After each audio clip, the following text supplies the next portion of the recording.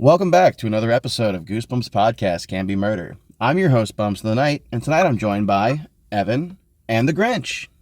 Sorry, let me state his full name. It's the Grinch / Ace Ventura / Randy Feltface fan / Goosebumps Centerton. His name gets longer by the week. All right, in lieu of talking about TikTok You're Dead, we're going to push that back to another episode because Brandon's sick. The three of us are going to be discussing that Goosebumps by Disney got a second season. And like you said, Evan, I think we all kind of called this. I mean, because they set it up so there was going to be a sequel. Like, that was happening regardless. Yep. Grinch, what are your thoughts on that? So here's the thing. On one hand, I thought they were already going to do this when they were making season 1. But when they said, oh, it's going to be a continuous story, I'm like, okay, fine, whatever. Evan, what are your thoughts on the announcement of season 2? Yeah, I mean, it is really surprising to me, because did they give a release date? Was it like 2025 or something? It is surprising to me that they would announce it already, because typically, unless the show is really, really popular, they won't announce it yet. I found that surprising. So I know the general consensus among like super fans like ourselves was we weren't typically thrilled with it. But do you think maybe the general populace, the people who aren't like hardcore Goosebumps fans who grew up within the 90s, do you think maybe they enjoyed it and that's kind of why they announced it? Yeah, I don't know. Yeah, because I wish we had someone to ask about that, because it is hard for me to, to gauge that. So I can state this. My wife, she supports my R.L. Stine addiction, but she doesn't have the same affiliation with it like I do. She enjoyed it because she watched it with me. Like, and you could tell like I was losing interest around episode 6, and she's like, "No, it's good." And I'm like, "Not though." But I just didn't want to like admit it like out loud that hey, this is sucking. But like she enjoyed it, so maybe like that's one. Like, my best friend's wife also enjoyed it, so I don't know. I guess maybe women in their 30s. That's the age range they're looking at here. I think it's very shocking that not only did they already announce it, I think it's crazy that we're not following the storylines from season 1. Like, it was so bad, we're just going to soft reboot it, I'm guessing? Yeah, because like I said in a previous episode, my prediction is that they'll just bring in the original cast in some probably towards the end of the second season. That's what I see happening. Okay, so like kind of like this whole season eventually will lead up to connecting to season 1, and like maybe season 3 they'll be like both casts. Right. See, I had a bad feeling they were going to try to take the American Horror Story approach and like, hey, here's our 6 main characters, but they're completely different characters. They're just the same actors. That's what I'm worried that's going to happen. And I can still see that happening too. I guess either is pretty much likely. We know for a fact that it's corporate greed. They're only doing it for money. Assuming they're going to follow a similar recipe to the first season, what 5 books do you think they're going to be using? Let's start with you, Evan. Yeah, good question. I think it'll be a lot of deep cuts. But then I could also see them throwing in something like a big hit, like Werewolf of Fever Swamp. Dude, get out of my head. That's what I was going to say. Yeah.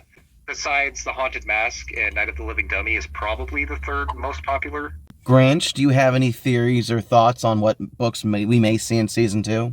Cuckoo Clock of Doom. Again? You think it's going to make a return? Well, here's the thing. Read the description of the supposed season 2. Yeah, please do.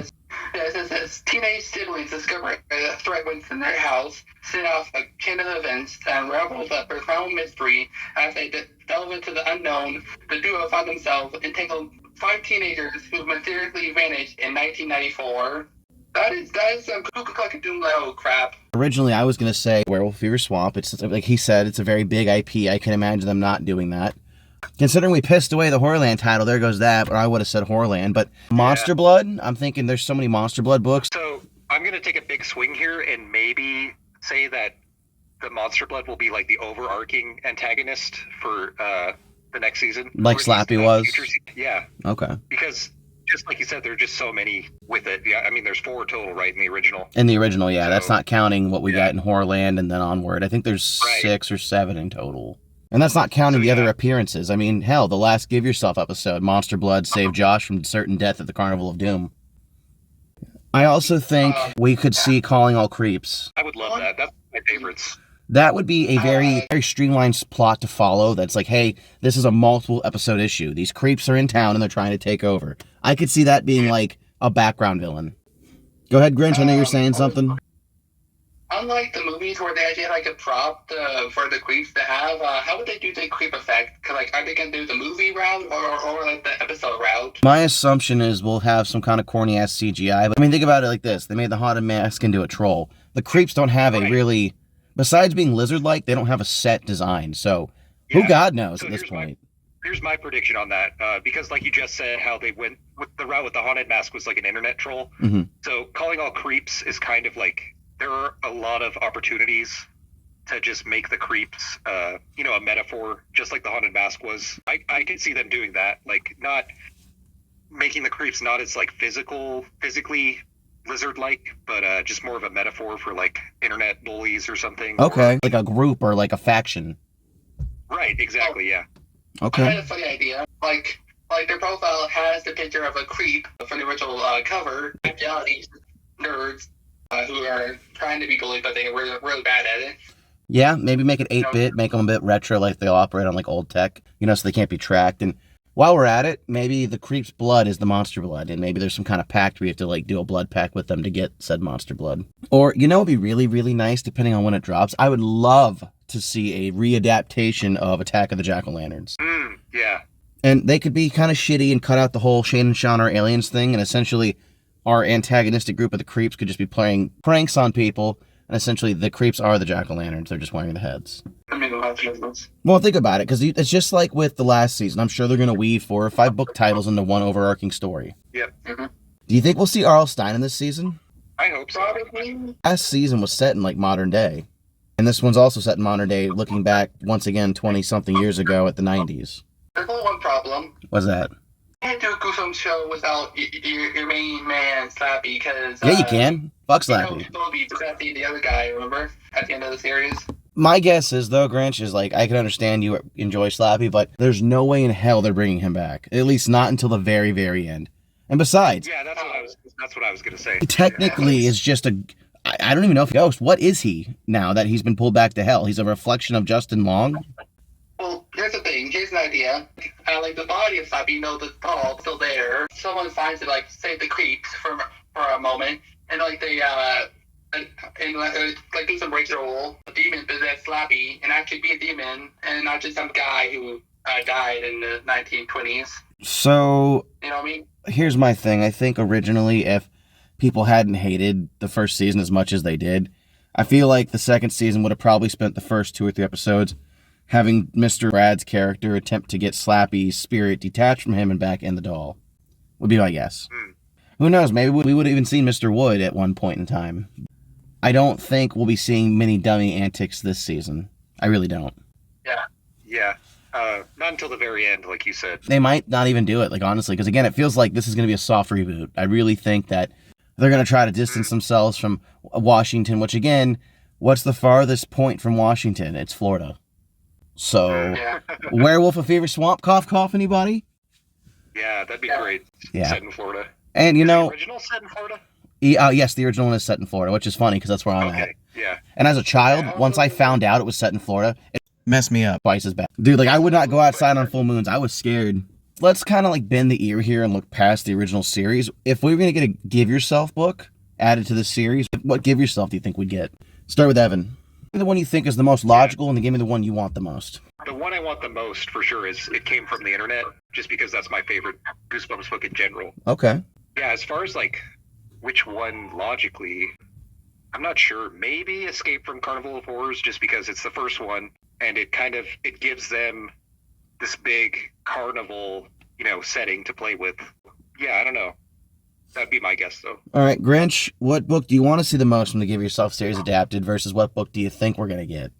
That's a hard choice, but if I had to say, probably the Return of the Carnival of Horror, because I feel like they're definitely going to do like a carnival episode to catch up with Are You and all that. And the one I want is probably, that's a hard one, but it's definitely the Little Shop of Horrors, like the one with hamsters and all that. Yeah. All right, so for me personally, I would very much like to see something from maybe the Black Spine series, just because those were kind of a little darker. Yeah. Maybe Your Plant Food, or preferably It's Just a Nightmare. I think those would be a really cool adaptation. Fortunately, I have a feeling if we do get a Goosebumps Give Yourself book adapted, it's going to be either Attack of the Beastly Babysitter or Secret Agent Grandma. I just feel like those are kooky enough that they'd fit. Yeah. And again, I have a feeling this whole season's going to be about, like, people aren't who they say they are. I wonder, this is kind of a tangent, but I wonder if they even have the rights to adapt the Give Yourself series, because, that was at the center of that lawsuit between Scholastic and R.L. Stein. That is true. How they claim that he wasn't writing those books because he just provided the outlines for them. Yeah. So, because obviously they did have the episode in the first season that was just titled Give Yourself Goosebumps, but they didn't really pull on any of the material from those books. You are right about that. Or they could just jump all the way to the higher series. We could see some Most Wanted titles come out. If it's in Florida, Here Comes the Shaggy would fit that bill. If they did do an episode of the Give Yourself, it would definitely be like this in the style of what Netflix does with that. Because you remember how like Netflix has those like you choose the thing with your remote. You know what I mean? Oh yeah. Yeah. Yeah, the interactive ones. Yeah. They won't do that. That's too cool. Yeah. Unfortunately, it's Disney, and Disney hasn't had a real original like piece of content in probably the last 10 years.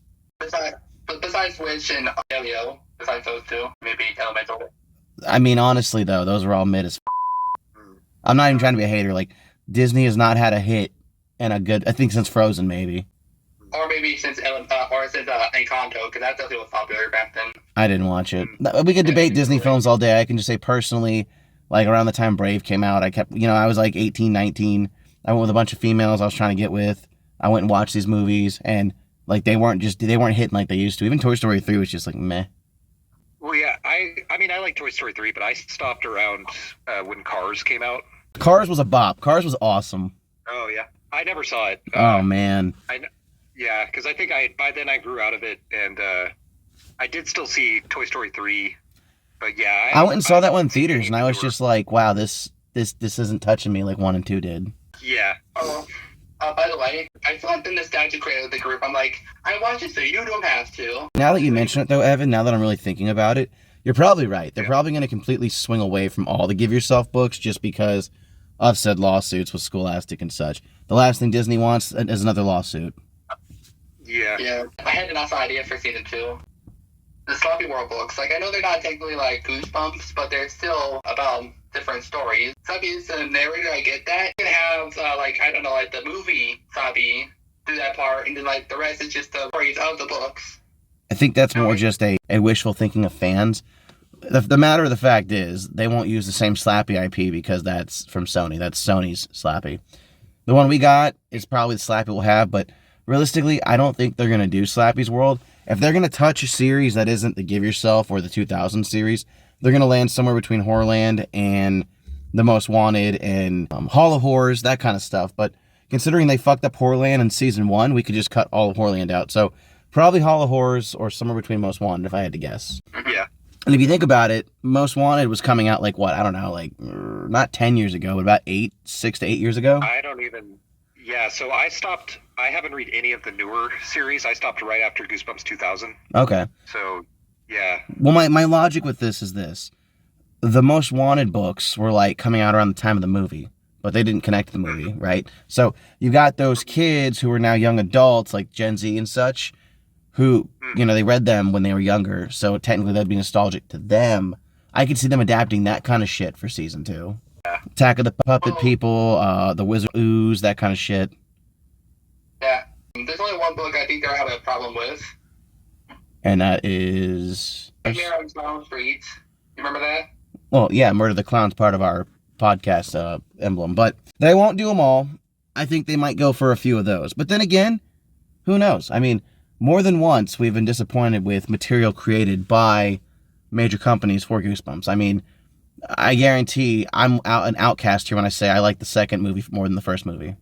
But like I said, the reason why I don't think they would do Nightmare on Clown Street because it's a little too similar to a certain clown from Stephen King. Well, I mean, all this shit is more or less borrowed. I mean, half of the original Goosebumps series are just those 1950s movies rewritten. It came from Beneath the Sink, Attack of the 50-Foot Blob. I mean, come on. Like, yeah. Shit, Curse of the Mummy's Tomb shares the exact same name from a black and white mummy film.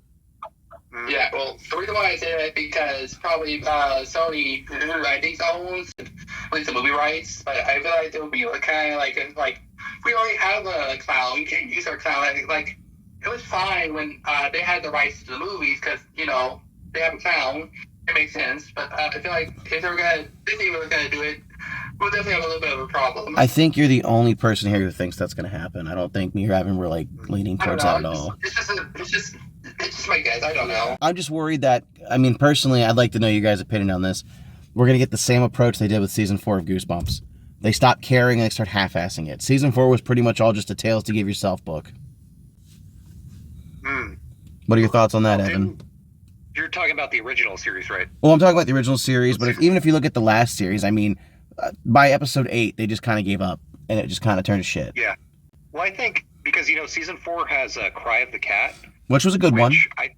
It's honestly, that's probably the most terrifying episode of Goosebumps just because of the practical effects alone. And it was pretty meta. That was the only Goosebumps episode I saw as a kid that really disturbed me.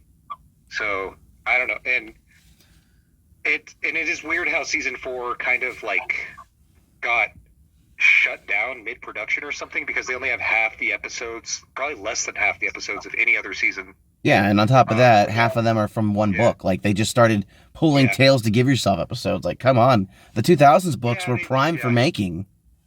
Yeah, and they did do Cry of the Cat and... Bride of Living Dummy? Yeah.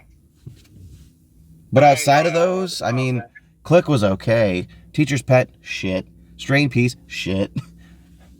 Old Story, meh. That you dream of a fancy dinner with R.L. Stine someday. The only reason why I like Teacher's Pet, the only reason because the original actress who played the main character died before the episode aired. No way, really? Yeah. I didn't know that. Yeah, she did. Yeah. What killed her? I have nothing. Wasn't it I think she had a medical condition or something. Oh, that's even sadder. I thought it'd be like drunk driving or something. Oh, it might have been that too. In some accident or something, yeah. Yeah. I think everybody in the entire world was expecting an anthology, like a better written, a better budget, like CGI style anthology. That's, I think, what everyone originally wanted. I think maybe 4 or 5 people in the entire world were excited when they found out it was a story-based series. Because I know I was extremely disappointed when, we weren't getting, hey, each one of these is its own thing and it has nothing to do with anything else. At least that was my personal opinion. Maybe I'm just bitching. I do appreciate, though, that they didn't make it. I mean, they still kind of did to some degree, but I was going to say that they, at least it wasn't like the movies where it's very like a meta commentary, like R.L. Stine is actually a character within the plot. Yeah. Which they still ostensibly did that, but at least it wasn't so on the nose of the Goosebumps books are real in this universe and they're coming to life. Okay, yeah. Because I feel like it's more creative when they at least took those plots and ran with it their own way, which to varying degrees of success, mostly unsuccessfully. But I still appreciate that more than trying to take the meta approach. I just don't get why we can't get somebody who directs really good horror movies like Sam Raimi to pick up the script that George R. Romero had written for Dead House and just, let's make that happen. Can you imagine if that movie actually existed? I wish there was some kind of machine that lets you visit parallel worlds. God, yes. To see, the world where that movie was actually made. Oh my God, I would jump timelines in a heartbeat. Yeah. Not even a question. It's been 30 years. There's got to be somebody. At this point, let Blumhouse get their hands in it. Accept that you can't make a good adaptation and pass on. Let somebody else do it. Even if we didn't get every book, pick 10 of the best books from the original series and write those into their own cinematic universe. I guarantee you it will sell. Like hotcakes. Yeah. But we won't get that unless, somebody wins the lottery and it's a passion project. Oh, I think an idea. Why don't they do it the same way they did with the Five Nights at Freddy's movie? You know what I mean? Oh, I'm actually glad you brought that up. So, personally, I'm not the biggest fan. I enjoy the series. I played the first game, and I've read a book or two of them, and I was actually excited for Five Nights at Freddy's when it dropped. But personally, after watching it, kind of glad I watched it on Peacock and didn't pay for it because I thought it was mid. But apparently, it was one of the best-selling movies last year. I missed that whole era of Five Nights at Freddy. I never played that as growing up. So I went into the movie not really knowing anything about the franchise. I agree with you, Bumps, but there's one scene towards the end when they reveal what's the main bad guy's name? William Afton. Yeah. So that one scene where they just reveal him in the movie is actually, I love that frame of him just slowly creeping out of the dark. Springtrap. Alone. Yeah. Well, don't get me wrong. The visuals were nice. The music choice was fine. He fit the role well. The acting wasn't bad. I mean, the whole storyline where the cop was just she kind of oh, by the way, he's my dad. That was kind of shit. I didn't really like the turn they took there. And they spent too much time in Psychic Dreamland, but it wasn't bad. It's just, Willy's Wonderland was better, but that's debatable. I was just going to say that, yeah. Nicolas Cage, he done did it. Yeah. Yeah, well, here's the thing. The only reason why they made Vanessa William Afton daughter, because in the games it was Mike, but they couldn't do it with Mike because they're trying to make their whole story, and the lore is very long, more long than Goosebumps. I know much of the lore. All I'm saying is this. It's like what they just did with the Avatar The Last Airbender. You've got a good story. Why are you changing it? There's no need. Just go with what exists. Everyone wants to put their own little spin on things. I hate that shit. I really do. It's the only thing I liked about the Avatar Netflix version because of the cast and the costume and maybe the effects. But that's about it. I mean, I'm not done with it, but what I watched so far, it's there's easily things to pick out and complain. And the first season alone was 6 hours long. The Netflix series is 8. How you gonna fuck it up? You got more time. Yeah. Because I've only seen the first episode so far, and I really like the first episode, but I keep... Don't get me wrong, I'm enjoying it. It's just, somebody who's watched the original series multiple times, it's just and I know not everything can be one-to-one, I know that. But there's just some things, wait till you get to Kyoshi Island, you're gonna be like, dude, what the fuck? Why? Yeah. Go. Don't spoil anything, though, Grinch. Yeah. Okay. It's just from a background. The only thing that has changed was definitely Hisoka's character a little bit.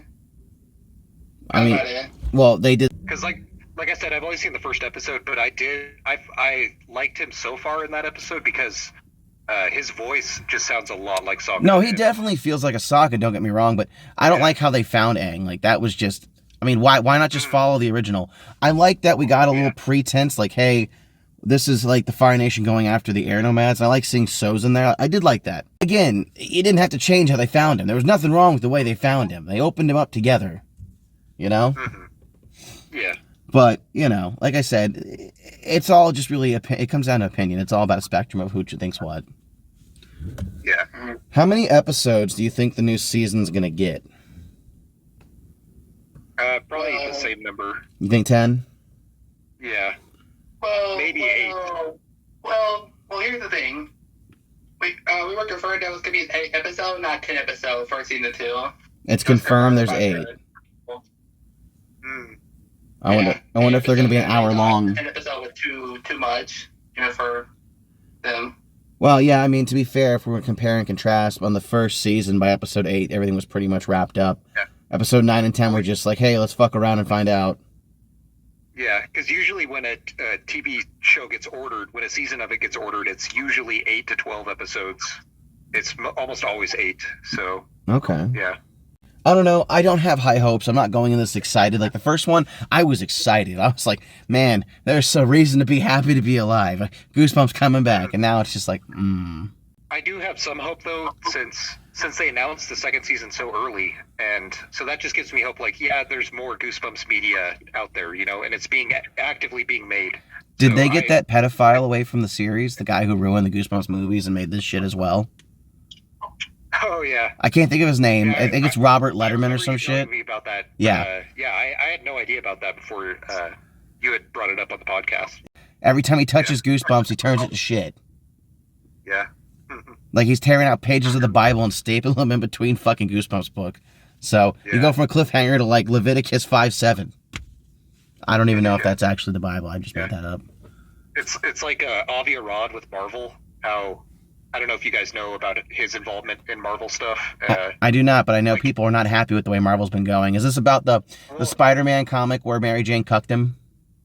So all of the Sony stuff is basically his ideas. Oh no! Oh my God, that's terrible. Because Madam Web. So the original Spider-Man 3, the reason it sucks so much is because Avi Arad convinced Sam Raimi to put Venom in it, even though Sam Raimi had no idea who Venom was. So that's the main reason why that movie sucks. And Marvel, for the early 2010s, they did everything they could to get the rights away from Avi Arad, because Avi Arad owned the rights to Venom, to most of the Spider-Man characters, and a lot of the other Marvel IPs, and Kevin Feige and Marvel Studios slowly bought the IPs away from him. But even then, he was still trying to... another thing Avi Arad was responsible for is the Inhumans. My God. Yeah, he was responsible for that early slate of... before Marvel actually did their own TV shows.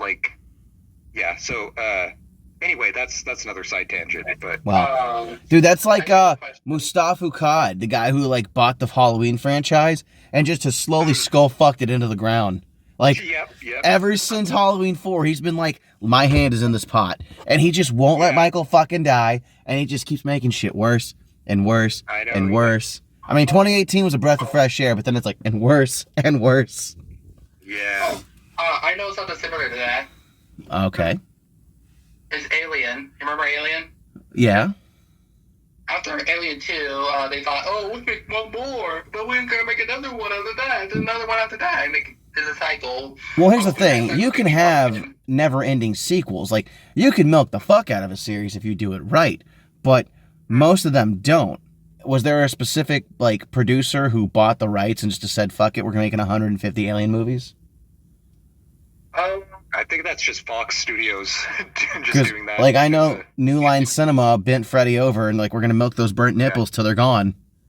Yeah. Because, my God, Freddy's dead. Ah. And it's funny, going back to what you were saying about the guy who bought the rights to Halloween. Yeah. He actually died, and then the rights reverted to his son. Yeah. So they were able to make, the newer Halloween trilogy, which... was still, it's still better. But, honestly, they should have just stopped it. 2018 was fine. Talking about franchises that never die, let's talk about how the new Evil Dead film was great and set up for a sequel without ruining the original series. It didn't, obviously, it's still open to coming back, but I do remember Bruce Campbell saying that he doesn't want to play Ash anymore. Yeah, obviously, they just need to offer him enough money to do it. Yeah, he said he's done, but my God, even with the TV show, Ash vs. Evil Dead, if we had got, Mad Ash would have been great for season 4. Actually, if I remember correctly, the newer Evil Dead movie that came out last year. Evil Dead Rise, yeah. Year after that. That actually did very good, so I think they're definitely going to continue off of that. Did you watch it? Will for sure, but Bruce Campbell, we don't know if he's going to be involved as much anymore. So, believe it or not, he actually cameoed in that movie. Yeah, he did. He did the voice of the preacher on the recording. And didn't he show up in a post-credit scene? Or something too?